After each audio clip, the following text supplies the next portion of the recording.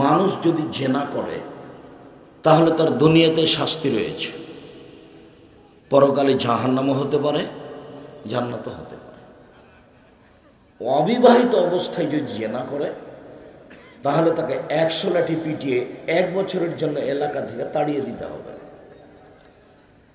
আর বিবাহ করার পরে যদি জেনা করে তাহলে তাকে ইট ঢিল পাথর দিয়ে মেরে মেরে মেরে ফেলতে হবে। বিবাহ করার পরে যদি কেউ জেনা করে তার পৃথিবীতে বেঁচে থাকার কোনো সুযোগ নেই।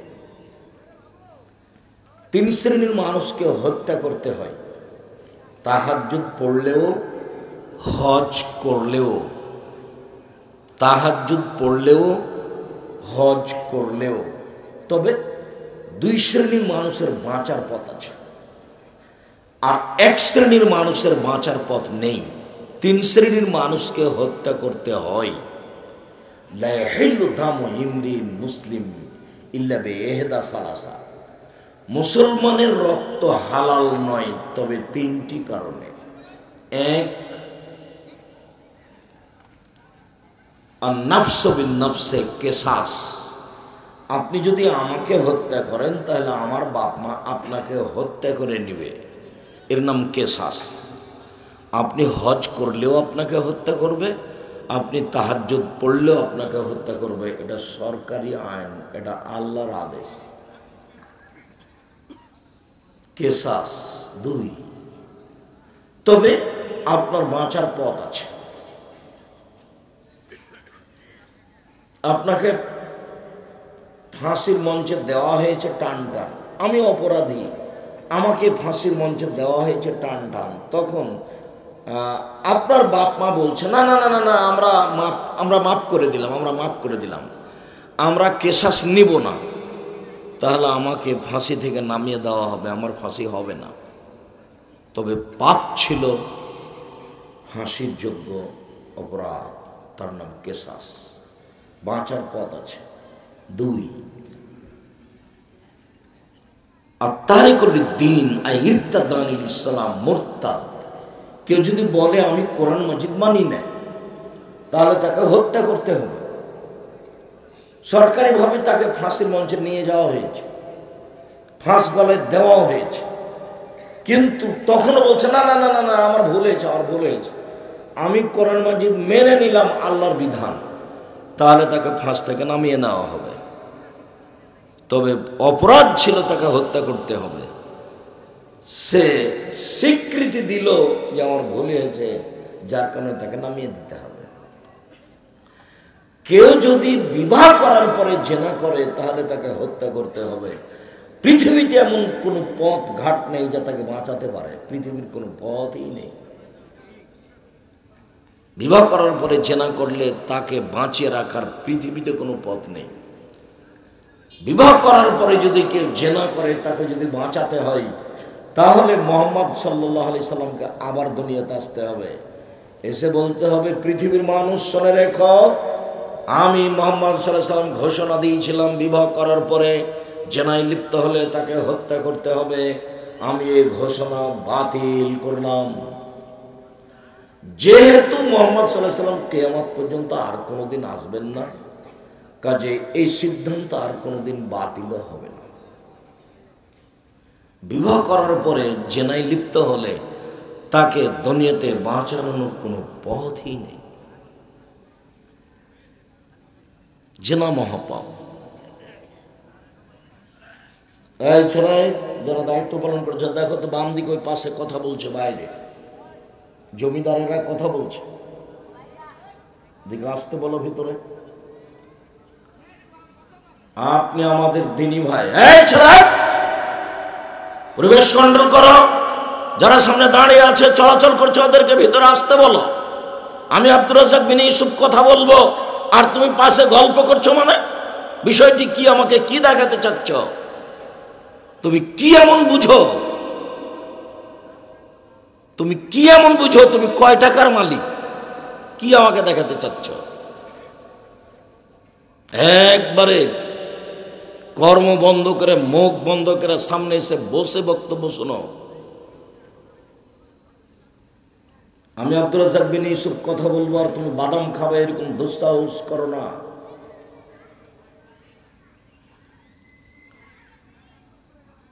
মানুষ যদি কারো প্রতি অপবাদ লাগায় তাহলে তাকে 80 লাঠি পিটাতে হবে, পরকালে জাহান্নামও হতে পারে, জান্নাতও হতে পারে। এটা দুনিয়াবি শাস্তি। তবে এই পাপ পৃথিবীতে 1 নম্বর পাপ নয়, এই পাপ পৃথিবীতে 2 নম্বর পাপ নয়, এই পাপ পৃথিবীতে 3 নম্বর পাপ নয়। 1 নম্বর পাপ হলো শিরক, 2 নম্বর পাপ হলো পিতামাতার অবাধ্য চলা, 3 নম্বর পাপ হলো মিথ্যা সাক্ষী দেওয়া। এখনো আপনাদের কাশিমপুর কারাগারে বহু মানুষ জেলে আছে 15 বছর 20 বছর থেকে, ও নিজেই জানে না আমি কেন জেলে। জজ জানে না ঘটনা কি, উকিল জানে না ঘটনা কি। শুধুমাত্র যে সাজিয়েছে সেই জানে। দলীয় দাপট 1 নম্বর আসামি করেছে, যাকে যেদিন মারামারি হয় সেদিন সে বাড়িতেই ছিল না, সেদিন ছিল সে রংপুরে, তবু সে 1 নম্বর আসামি। এর নাম দলীয় ক্ষমতা। দলীয় দাপট দেখে 1 মিনিট বেঁচে থাকার চেষ্টা করবেন না। ফেরাউন ডুবে গেছে। ফেরাউন কি হয়েছে? ডুবে গেছে। 1700 বছর বেঁচে থাকার পরে ফেরাউন ডুবে গেছে। ফেরাউনের ক্ষমতা বিলীন হয়ে গেছে, ক্ষমতা একদিন বিলীন হয়ে যাবে। কাজেই বৈধ রুজি উপার্জন করবেন, মানুষের উপরে মুখ ঝুঁকিয়ে কথা বলবেন না, চুপচাপ থাকবেন, সময় শেষ। একদিন দেখেছিলেন 40 বয়স, এখন দেখছেন 60। একদিন দেখেছিলেন 50, এখন দেখছেন 70। মানে যাব সময় হয়ে গেছে। আর আপনি চলে গেলে আপনার 5 পয়সা কেউ দাম দিবে না। কে যে আপনি? আপনার ছেলে মা আপনাকে হিসাব করতে পারেন না, আপনি আপনার বাপ মাকে হিসাব করতে পারেন না। আপনার ছেলে মা আপনাকে হিসাব করতে পারবেন না। শ্বাস বন্ধ হয়ে গেলে পৃথিবীতে আর কেউ আছে এ নিয়ে আপনার কোনো হিসাব নেই। জমি জায়গা বাড়ি ঘর টাকা পয়সা কিচ্ছু না। যার কারণে রাসূলকে জিজ্ঞাসা করা হয়েছিল সবচেয়ে বুদ্ধিমান কে? তখন আল্লাহ রাসূল বলছেন সবচেয়ে বুদ্ধিমান সেই যে মরণকে স্মরণ করতে পারে। মরাই লাগবে এই কথা যে বলতে পারে সেই হলো সবচেয়ে বুদ্ধিমান। এই কথা মুহাম্মদ সাল্লাল্লাহু আলাইহি সাল্লাম বলেন। তিনি বলেন জুর কবরাকুম ফাইন্না তুযাক্কিরু মাউতাকুম, তোমরা কবর জিয়ারত করতে যাও তাহলে তোমাদের মরণ স্মরণ হবে। এটা আমার বাপের কবর, কয়েকদিন পরে আমার কবর এখানেই। আমি যখন ঢোকি তখন কে যেন একটা ছেলে বক্তব্য দিচ্ছিল।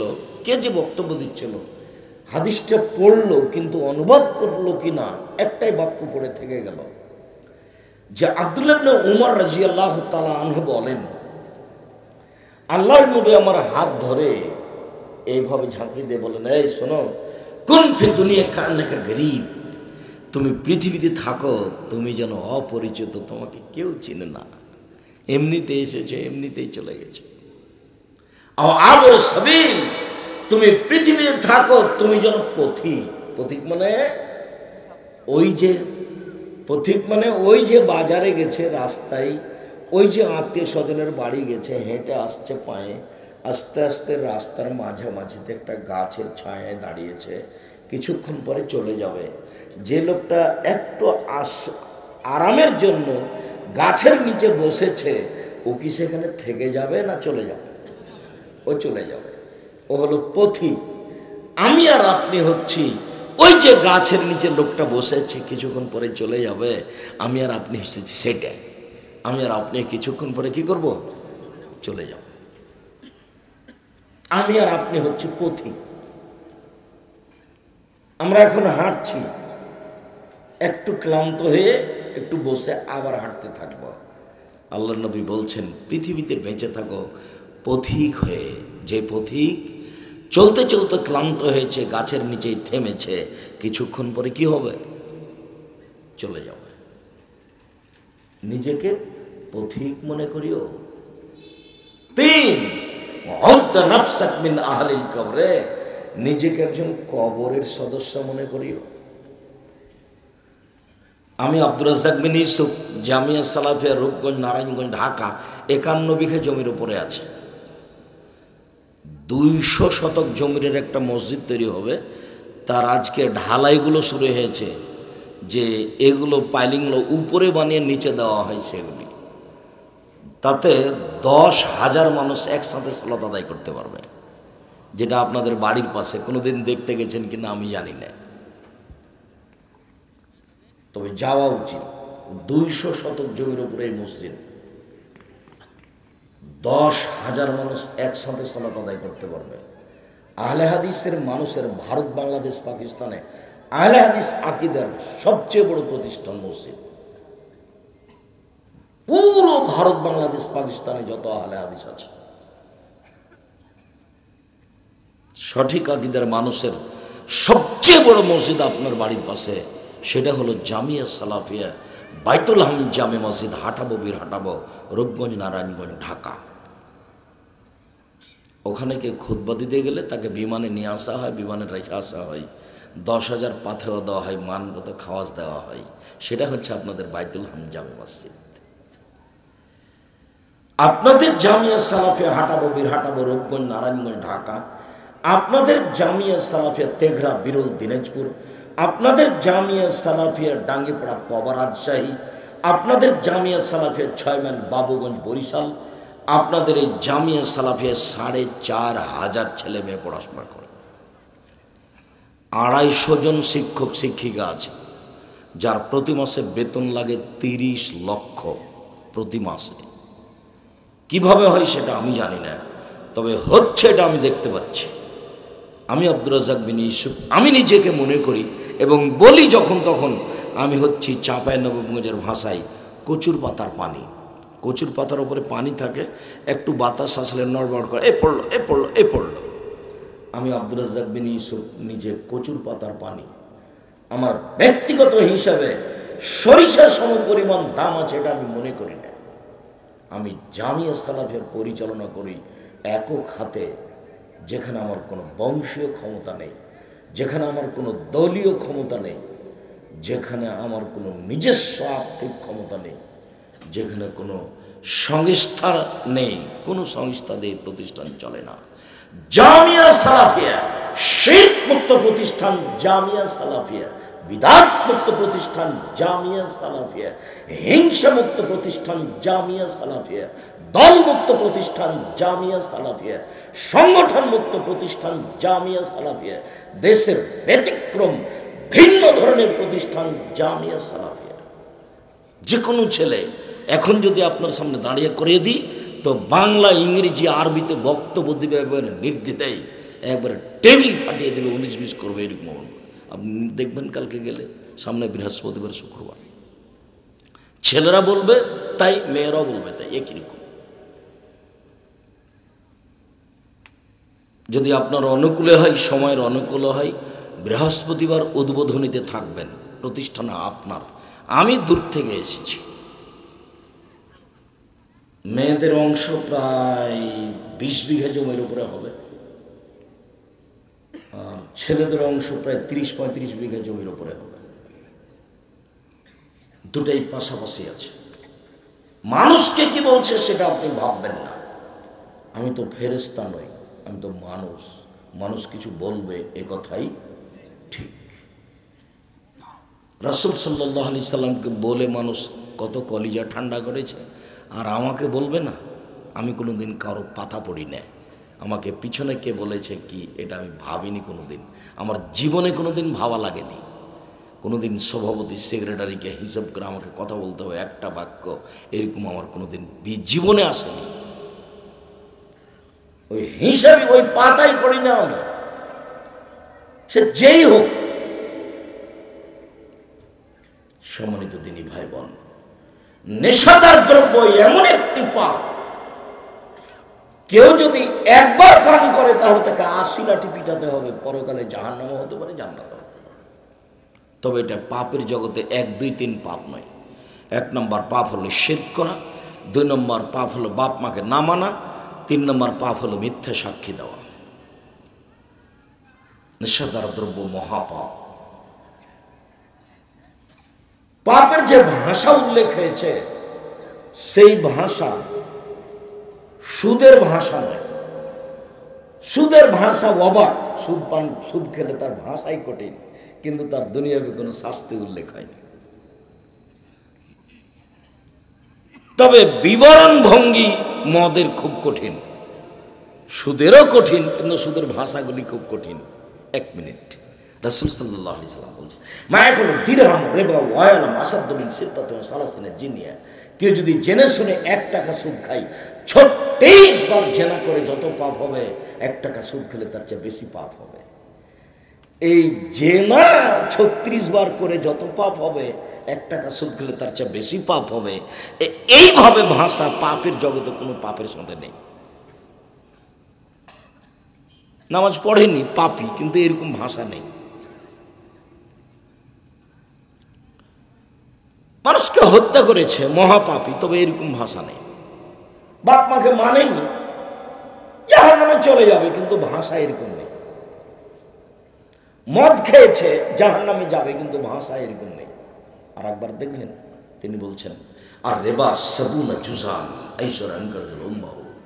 সুদের পাপের 17টি ভাগ রয়েছে, ছোট থেকে বড়, বড় থেকে ছোট। সবচেয়ে ছোট পাপ হলো মার সাথে জেনা করলে যেমন পাপ হয়। অবাক, সব জেনার সাথে লেগে আছে। মার সাথে জেনা করলে যেমন পাপ হয়, সুদের পাপের ছোট ভাগ হলো তেমন, যেই সুদের সাথে প্রায় সবাই জড়িয়ে আছে। বিশ্ব রোডে চলবেন, সুদের টাকা দিয়ে বানানো আছে। কাপড় পরে আছেন, সুদের টাকা নিয়ে বানানো আছে। আর এখানে বহু মানুষ সুদের পরে মানে টাকা উঠিয়ে রেখে ইয়ে করছে, কিস্তি রেখেছে। বহু মানুষ এখানে আছে। ওকে ভিক্ষা করে খাওয়া উচিত। ভিক্ষা দিবে আপনাকে মানুষ, হাত পাতবেন, আমাকে লা ইলাহা ইল্লাল্লাহ, আমাকে 2টা ভিক্ষা দেন, 10টা টাকা ভিক্ষা দেন। ভিক্ষা করে খান, সুদ খাবেন কেন? কি দরকার আপনার? কাজ করে খান, কাজ করে খাবেন মানুষের বাড়িতে, বুকে সাহস থাকবে।